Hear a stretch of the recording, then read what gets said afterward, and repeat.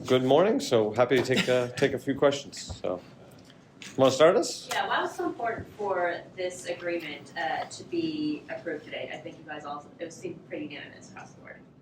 You have to. What do you? Oh, sorry, the RFK. Sorry, the RFK one about the study for the station armory, the station near the Kingman Park area. Yeah. So the agreement is between Metro and the district, and it's about really trying to figure out what's the best way to maximize transit for not just the stadium, but there's an enormous opportunity around housing and retail and mixed development there.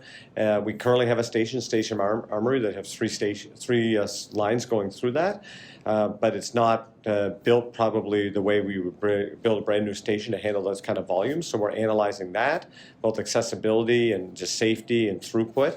And there's been talk for a long time of is to make sense to have another station, or is it even possible engineering-wise? And that's what this study is going to look at, and we're going to be doing that with our partner at the district, and we're going to do it with a lot of urgency because we know, the goal is to get a new stadium open by 2030, and the stadium by itself will not be successful without Metro being able to move tens of thousands of people there. So really appreciate the board unanimously approving that agreement. We look forward to getting to work with the district right away to study that. The transit improvements in that area. What are some of the, I don't want to say concerns is maybe too negative of a word, but some of the things that you are looking at issues-wise in terms of the volume of what a game day might look like for people that are using public transportation?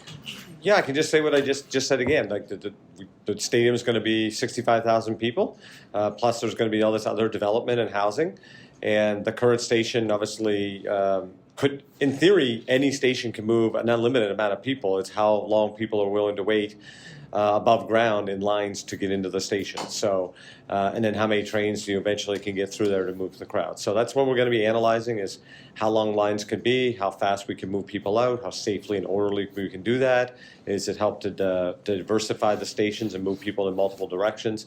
That's what this whole analysis is really about. Along those lines, can either of you just kind of summarize what will you study? You mentioned new station, but what I saw tunnel as a possibility. What are the things you're going to look at to see what might work best for this? Yeah, it's like what's in the scope. So what our current station looks like, and what modifications need to happen at the current Stadium Armory station to again create a safer, more accessible throughput. A good example that station only has one elevator. Clearly, that's not going to cut it for a station like that, let alone with the new stadium. Then there's possibilities of looking with an elevated station. Very, very challenging. It's a big grade and a curve. People have always thought about Kingman Park, Oklahoma, and Benning Road, that intersection. What we really need to think through about bus, but also does it make sense to split one of the lines there? The original idea was to end the Silver Line past Stadium Armory anyway. Another option is there another entrance to Stadium Armory Station that is a little closer to the stadium but more on the riverfront part of the development? All of these have pros and cons. The reality is we are at the earliest of days. We have no engineering analysis done. We have no cost estimates done. We have no constructability analysis done.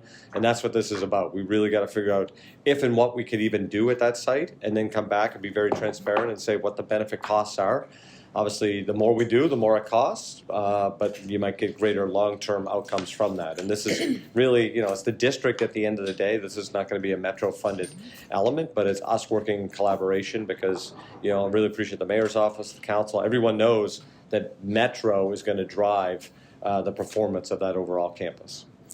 And just to clarify, as the general manager said, this is an excellent example of collaboration with the District of Columbia. I know that colleagues from the Deputy Mayor's Office for Planning and Economic Development, the District Department of Transportation, as well as Metro staff, obviously, and the commanders are going to be working closely together over the next 2-year period. You had asked originally what's the urgency, and the urgency is, as the general manager said, there is a date that the district and the team is keen to set, and Metro is a willing partner. So our team is going to do its part, and it's a pretty exciting collaboration that's going to result in significant economic impact for the region. And it's an opportunity, frankly, as well for Metro to address some challenges that have been there for a while. So we look forward to it being a win-win for all the parties that are involved. Yep. And part of it is the earlier we go, and just remember, whatever we do, we have to figure out how to build or